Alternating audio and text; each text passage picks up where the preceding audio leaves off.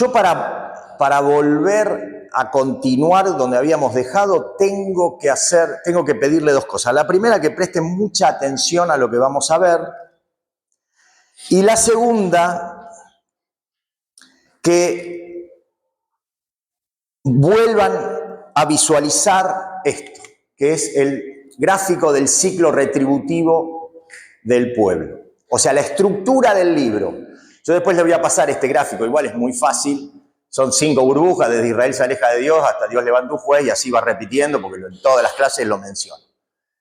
Tal vez no lo recuerden, pero la última clase yo había hecho hincapié en 3 burbujas. En la 1, Israel se aleja de Dios, en la 2, sufre las consecuencias, y en estas 5, Dios levanta un juez. Yo había hecho como un círculo, digo, acá nosotros vamos a estar atentos.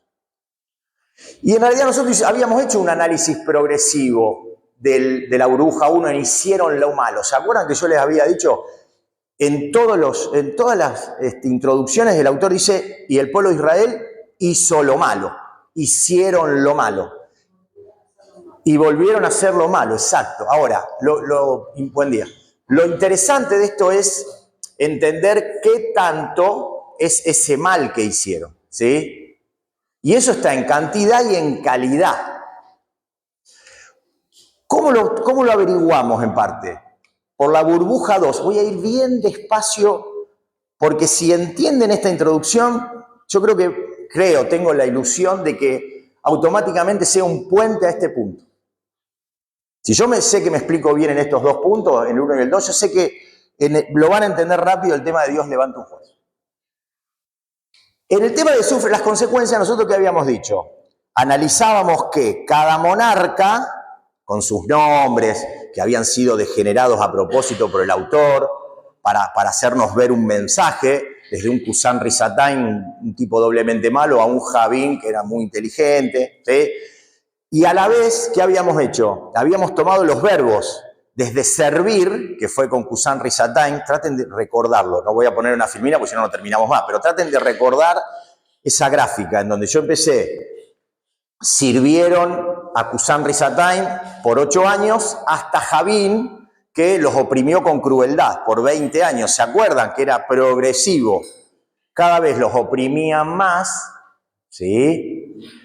No solamente en calidad, sino en cantidad. En ese cuadro yo había empezado de 8 años y terminó en 20 años con Javín.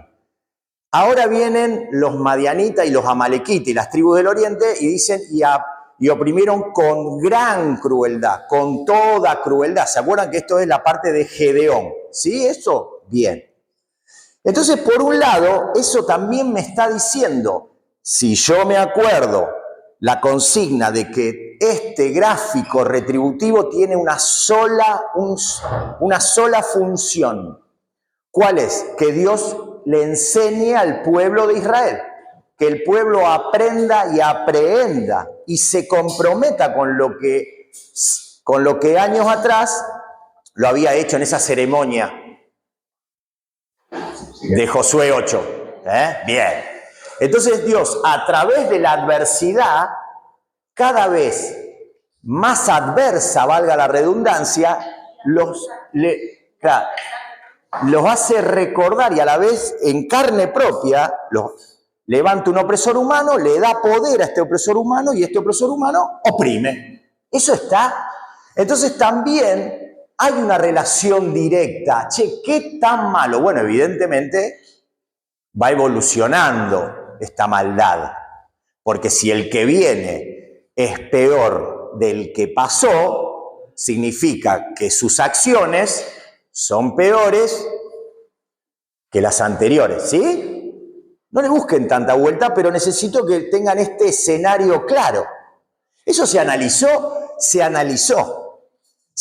de manera individual por cada uno de las historias, permítanme decirlo así, hola Fran, y se analizó a través de las distintas historias. Fuimos comparando. Si yo les dije, la opresión, ¿cómo fue entre un monarca y otro monarca? Cada vez peor, es porque estás comparando a opresores humanos.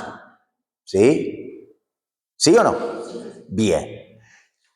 Nosotros también empezamos a analizar los jueces, pero lo hicimos de manera individual, ¿sí? Empezamos a analizar el primero, que era ¿quién? ¿Cómo? Otoniel. Yo hablé mucho de Otoniel, yo creo que cansé, pero porque tiene mucho de importante este personaje. Y había dicho muchas cosas como un modelo a seguir.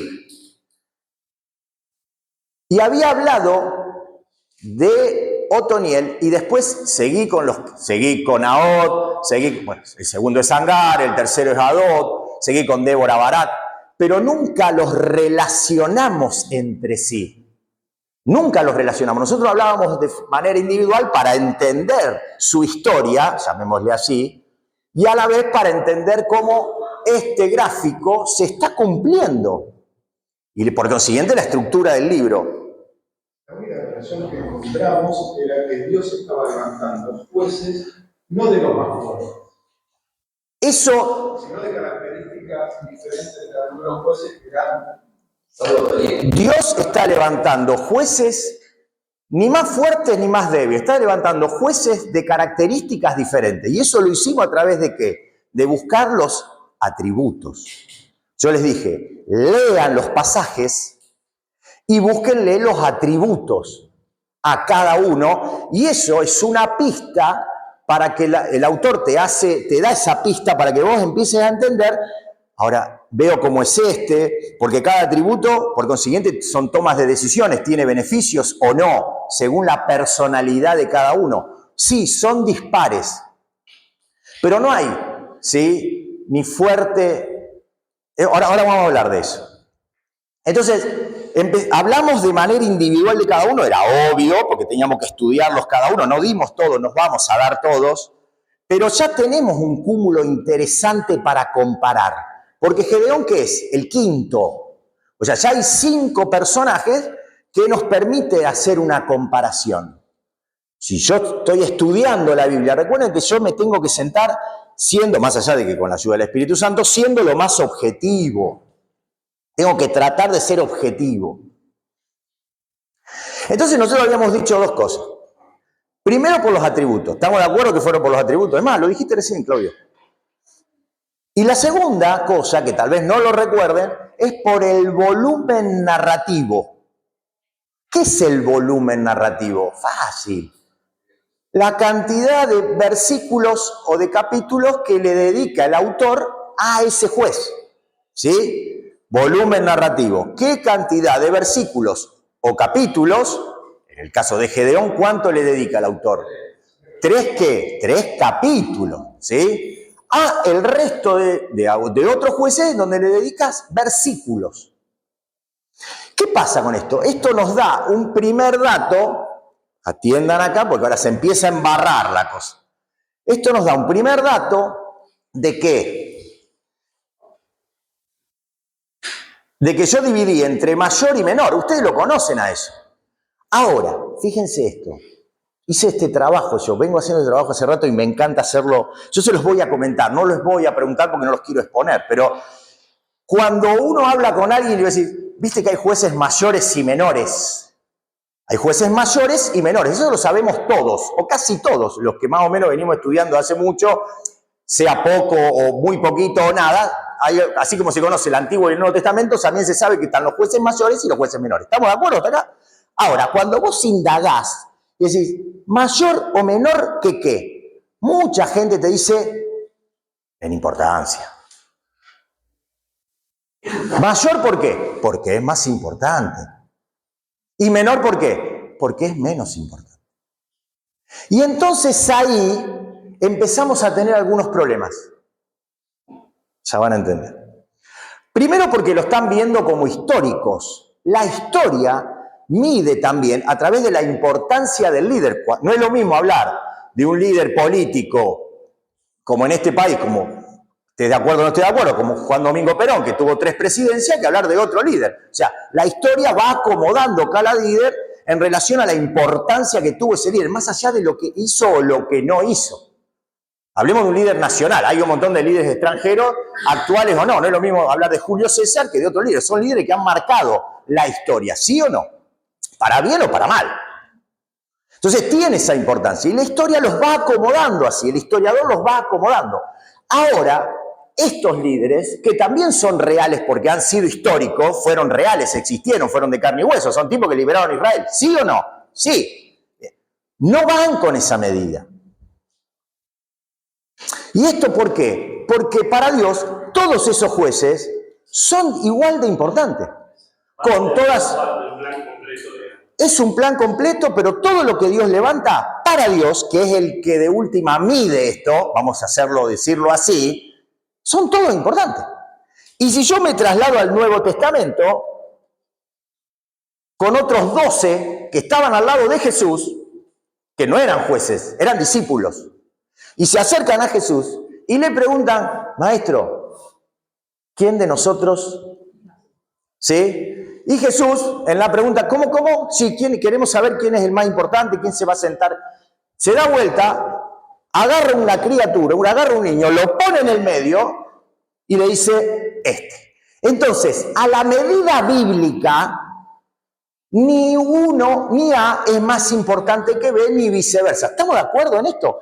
Ahora, Daniel, si vos me estás diciendo que no hay importancia histórica, ¿por qué algunos son mayores y por qué otros son menores? En narrativa.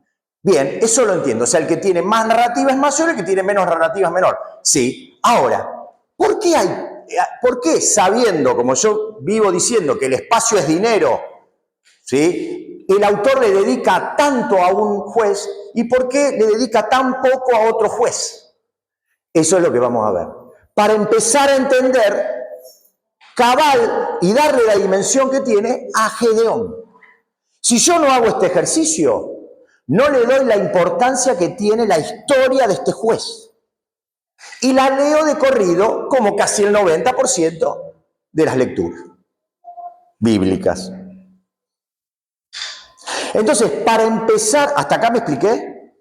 Porque acá viene, cada vez vamos a ir un poco más abajo. Entonces, para empezar a ver esto, hoy vamos a seguir viendo el Israel se aleja de Dios. Pero para empezar a ver qué tipo de juez levanta y cómo lo levanta, tengo que ir al número 1, cronológico, no número 1 de importancia, al número 1 cronológico, que es ¿quién?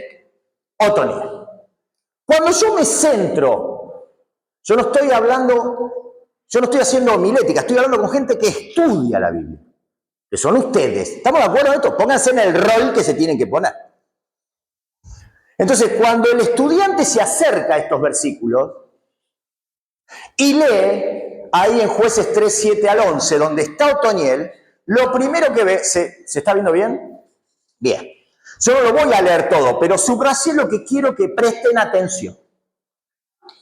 Obviamente, empieza la sopa, ¿no? Hicieron pues los hijos de Israel lo malo ante los ojos de Jehová, y la ira de Jehová, salto al 8, la ira de Jehová se enciende contra Israel, los vende contra la monarquía, Husam Risatán, lo dice ahí, no lo digo yo. 8 años, sirvieron 8 años. ¿Se acuerdan que empezaba la opresión? Este es el que menos fueron oprimidos hasta que empezaron a ser oprimidos por Javín, 20. Entonces clamaron y Jehová levantó un libertador a los hijos de Israel y los libró. Esto es ¿quién? Otoniel. Y el espíritu de Jehová viene sobre él y juzga a Israel y sale a batalla y libera. Dios lo llama, Otoniel se levanta, recibe el espíritu de Jehová, juzga y va a batalla y libera. ¿Está claro eso? ¿Hay alguna duda? No. O sea, en 5 versículos, Otoniel, ¿qué es? ¿Menor o mayor? Es mayor. ¿Por qué es mayor? Porque tiene más narrativa. Ahora, la narrativa de Otoniel, la narrativa neta que a nosotros nos tiene que interesar, son estos 5 versículos, porque lo otro que dice en Josué y en Jueces es el mismo relato, un poco más modificado, porque son tradiciones diferentes que están puestas ahí. Pero a rigor de verdad, rigor académico y narrativo, la historia de Otoniel en relación al ciclo retributivo es esta. No hay más. No hay más. No hay más, no hay más. Son 5 versículos. 5 versículos, Dani. ¿Qué pasa? Cuando veo a Od, son un poco más de versículos. ¿Por qué? Porque en Od hay toda una preparación. Od es ¿qué? Impedido de la mano derecha, lo cual eso habla de lo que dijiste vos, Claudio. O sea que para esa época era un marginal, era un border. Jamás un sistema, y más de esa época, hubiese tomado para liberar a Israel un héroe. Este es el total, ¿qué? Antihéroe. Es el antihéroe, es el prototipo del antihéroe. ¿Vieron que ahora se usa mucho en las películas la famosa antihéroe? Claro, porque cansaron con los héroes, ahora van con los antihéroes. Pero esto es real, no la huevada de ahora. Esto es real. No huevada, real. Y fíjense, después de la proeza, porque ya la estudiamos, el mensaje secreto, tengo un mensaje de Dios, ¿sí? Bla, bla, bla, eso se acuerdan todos. Y si no, vayan a Jueces 3, 7, 31 y lo van a leer. Dice así, cuando él se retira, a Od, llega a la zona montañosa, llama a tomar las armas ¿a quién? Al pueblo. ¿Estamos de acuerdo? Hace la hazaña, hace la épica, mata a Eglón y sale ¿a qué? Sale a batallar, porque no es solamente matar al monarca, hay que liberar a Israel. Él hizo la que tenía que hacer, pero le faltaba la otra parte, que era liberar al pueblo, y para eso tiene que salir a batallar. ¿Me siguen? Y encabeza un grupo. Síganme, le parece Carlos Saúl, síganme, les dijo, síganme. Porque el Señor les ha dado, versículo 28, la victoria sobre Moab, su enemigo. Alguno ya tendría que estar pensando y relacionando que evidentemente si lo hacen lo disimulan muy bien. Así que los israelitas lo siguieron. Verbos.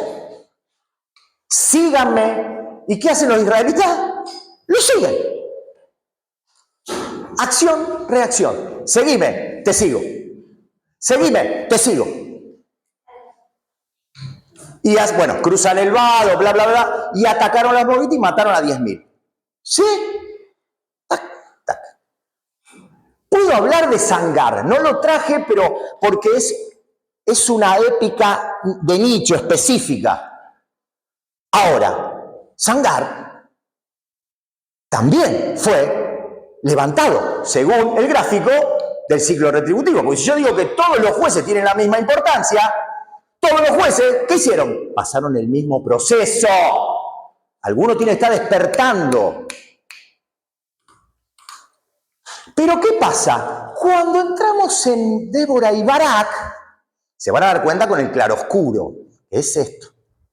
En Jueces 4, del 6 al 10, arranco por la conversación de Débora, y Débora, que lo manda a llamar, ya vimos la importancia de Débora, ¿sí? de un juez mujer, que es cierto, la mujer, y lo dijo el otro día en el púlpito el pastor, la mujer en esa época siempre tuvo dueño, desde que nace hasta que muere.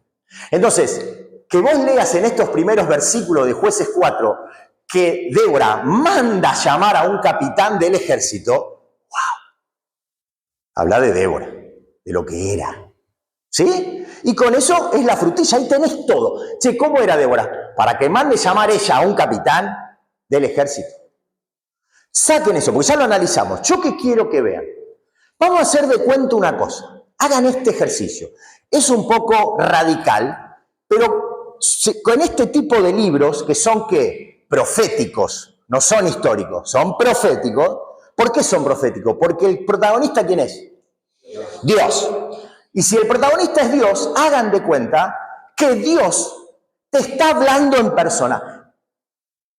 Todo el Antiguo Testamento, Franco creo que se está dando, es la forma antropomórfica de Dios cuando habla con una persona. El autor bíblico, como no tiene manera, o vos la tenés, yo tampoco, como no tiene manera de darle forma a un ser que es totalmente superior, que es el alfa y la omega, el principio y el fin, el todopoderoso, ¿qué hace? Como cualquier ser humano, nuestra mente finita, ¿qué hace? Le da una forma igual. ¿Cuál es la forma igual? la forma antropomórfica. ¿Qué es la forma antropomórfica? La forma humana, brazo. Por eso van a leer el cara a cara y me miró a los ojos y extendió su mano. Toda la forma humana de Dios. Eso no significa, para que no me lo pregunten 100 veces porque cansa. Pero lo vio, pero se murió. Y lo dice Jesús. Es más, lo aclara Juan en su carta, en 1 Juan, y lo dice en su evangelio. No hay manera. Ya está, cerrado el tema. Háganme cuenta que Juan también lo habla. Para que Juan lo escriba 2 veces. Es porque, en serio, se las tenían al plato. Yo estoy seguro. Que el mismo Jesús tuvo que decir, muchachos, nadie vio a Dios. Nadie. El único que lo vio, ¿quién es? ¿Quién es? La espalda, no sé. No, Jesús, el Hijo. No, pero ¿qué es verlo? Además, vos fíjate lo que dijiste, vio la espalda. ¿Qué espalda? Si es un ser que no tiene materia. Está, y la única materia se encarnó en donde su Hijo Jesús. Es difícil entenderlo, lo sé, pero quiero que cuando se acuerden de esto, cuando lean el Antiguo Testamento, y los vio cara a cara. No los vio cara a cara. Y Moisés hablaba cara a cara. No. O Jacob, y no morí, y peleé con el ángel cara a cara, ¿se acuerdan? David, ¿te acordás? Y no me morí. No. Por eso. Cuando ve al ángel también es. Pero ¿a quién ve? ¿A quién ve? Al ángel. ¿Qué fue lo? Pero el concepto, claro, pero es el concepto primitivo que hoy también nos cuesta. Entonces vas a encontrar permanentemente en el Antiguo Testamento, sobre todo en el Antiguo Testamento, que Dios se manifiesta antropomórficamente y no es así. ¿Queda claro esto? ¿Por qué lo cuento y lo recuento? Porque vamos a hacer este ejercicio que a priori irá en contra, pero les va a aclarar. Hagan de cuenta que está Dios parado acá en su forma antropomórfica. ¿Sí? ¿Quieren ponerle pelo largo a lo Jesús que hace con Hollywood? ¿Vieron que le pone pelo largo? No vas a ver si pelo largo, Hagan de cuenta que está parado acá. Entonces vos empezás a escuchar lo que Dios te está diciendo. Y Dios quiere contarte. Dios ya te contó de un tipo como Josué. Ya lo sabemos de memoria. Ahora te empieza a contar de los jueces. Y te empieza a decir, mirá, me voy a venir acá. ¿Sabes qué? Te voy a contar la historia de Débora y Barak. A Barak le puse destello. ¿Se acuerdan? Eso es como una estrellita fugaz que tiran los pibes y hace... Y ahora me siento en el relato. Vamos que lo podemos hacer esto. Débora manda a llamar a Barak y le dice, no te mandó Jehová. Ahora se de cuenta que hable Dios. Y te dicen, ¿sabés cuántas veces lo mandé llamar a Barak? ¿Y sabés cuántas veces me dijo, cri, cri? O dijo, nada. O dijo, no sé. Lo que sí sé es que si Dios tiene que llamar a una profetisa mujer para que reprenda al capitán del ejército del pueblo de Israel por no hacer lo que Dios le pidió hacer, es porque te negaste sistemáticamente. El autor con esta pregunta que me está contando acá, está hablando de quién es Barak, pero también está diciendo que Dios ya lo llamó a Barak. Entonces, vuelvo al gráfico. ¿Dios lo quiso levantar a Barak, sí o no? Sí. ¿Lo logró? No. Ponele que lo volvió a llamar. Con Jonás, ¿cuántas veces lo hizo? Levántate, dale, ¿a dónde? Andá a Nínive, ¿sí cómo no? A España. Y de nuevo el barco. Y de nuevo el pez gigante. Y Barak se empieza a agrietar la historia.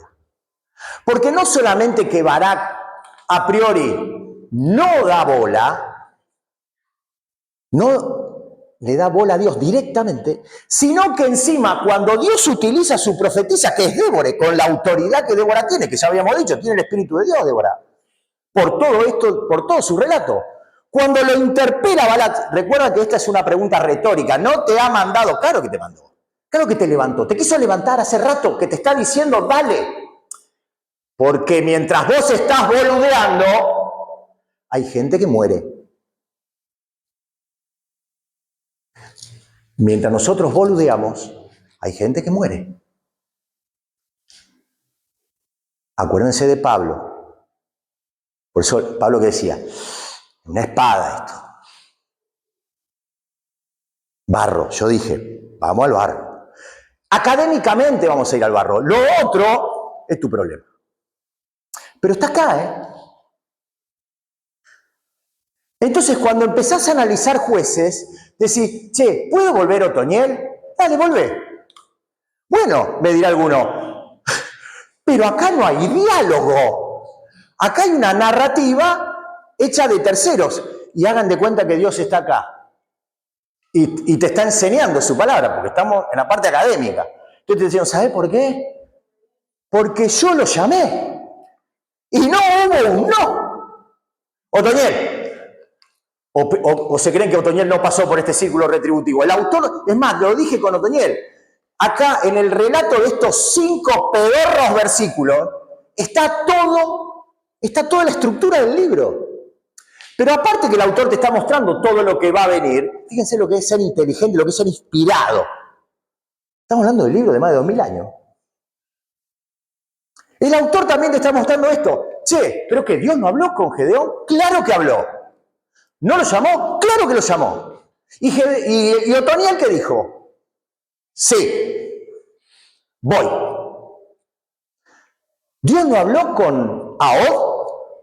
Segunda historia, o Ehud. ¿Dios habló con Ahod? Sí. ¿Y qué le dijo este muchacho impedido, border, marginal, discapacitado? Sí, voy. ¿Con Sangar? Un extranjero cuya madre, el nombre viene de una madre, una diosa de la guerra. ¿Y Dios lo llamó? Lo llamó. ¿Lo levantó? Lo levantó. ¿Y qué dijo Sangar? Voy. Es un episodio acotado, porque es una lucha específicamente con los filisteos, ¿recuerdan? A tal punto, y lo dije, que Débora, profetisa hebrea, resalta la labor de este tipo. Che, un extranjero fue llamado por Dios y automáticamente acudió. Y nos salvó, porque Débora dice en ese canto, lean el canto de Débora, capítulo 5 del libro de Jueces. Dice, en esa época las calles no se podían caminar, porque te cagaban a palo, te choreaban. ¿Quién es? Los filisteos. ¿Y Dios qué hizo? Vení, Sangar, hay que hacer esto. Voy.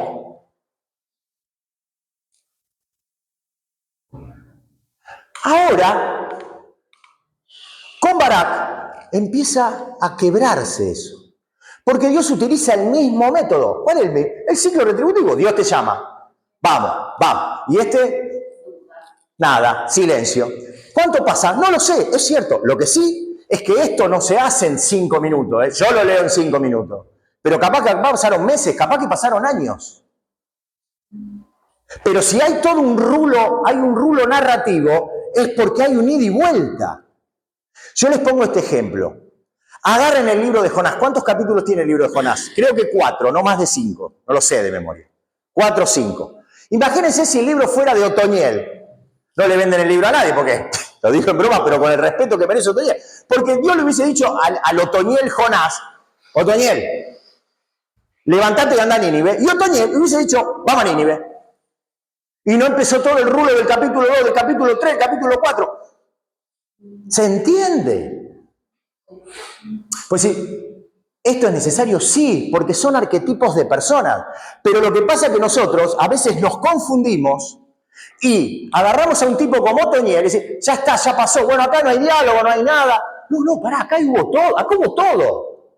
Lo que pasa es que el autor directamente dice, fue causa-efecto. Dios te llama, vos decís que sí, te fuiste. Y por consiguiente, el Espíritu de Jehová te lo dio. Y juzgaste a Israel y saliste a batalla. Listo, cerrado, moño. Lo mismo con Ehud. Lo mismo con Sangar. Entonces, empezamos a ver la decadencia espiritual también, obviamente, que es el ABC, porque después esto tiene que va a lo moral, va a lo social, etc.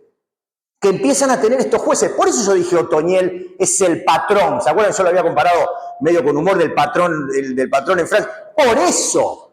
Porque el tipo escuchó, Dios lo levantó y Otoniel dijo, sí. No dijo ni so. Sí. Voy. Y peor fue para Ehud, porque Dios le había dicho, andá solo, y cuando haga la que tenés que hacer, ahí vas a llamar y van a venir todos. Y lo hizo. Ahora me meto en Débora y Barak y empieza el rulo, y empieza la vuelta. Bueno, no, pero si vos no venís conmigo, porque yo, viste. Y ahora viene Gedeón, 3 capítulos. ¿Por qué 3 capítulos? ¿O Dios no lo llama como hizo con Otoniel? Sí, lo que pasa es que ahora vamos a empezar. ¡Pam, pam, pam! Y vamos y venimos, y que no sé, que no estoy seguro, que veo, que allá, que está lloviendo, que cuidado. Bien, las pruebas. ¿Se está entendiendo? Entonces, cuidado con eso. Vemos, porque creemos que es poco, pero ese poco es todo. Y hay gente así, eso es lo que también te está mostrando el autor, ¿eh? Sanata. Sí, ¿son más los indecisos? Sí, porque ahora vamos a ver, hay un montón de líderes que fueron indecisos. Ahora, ¿son todos ese arquetipo? No, tenés tipos que no son indecisos, que Dios los llama y van. Y la historia te lo muestra. ¿Sí o no? Porque en esa línea quiero que empiecen a pensar lo que viene, si no al pedo todo lo que conté. En esa perspectiva quiero que piensen y quiero que empiecen a abrir los ojos y la cabeza, es decir, ¿cómo viene con Gedeón? Y viene peor. Porque si Barak, vamos a hacerlo así, dio 2 vueltas, vamos a hacerlo por vuelta, hagámoslo fácil. Si Barak dio 2 vueltas, que andás a ver el tiempo que le llevó, David tiene razón, no sabemos los tiempos, obvio. Igual es tiempo que se perdieron vida. Gedeón es el rey de los tiempos, el que usa y abusa de los tiempos. ¿De qué tiempo? Primero de Dios y por consiguiente del pueblo. Ahí está el tema. Porque si es vos con vos, manejalo, pero nunca es vos con vos. Es como el pecado no es conmigo solo, no me afecta a mí solo. Me afecta a mí y a los que me rodean, y a los que rodean a los que me rodean, y a los que rodean a los que rodean a los que me rodean. ¿Es así o no es así? Obvio.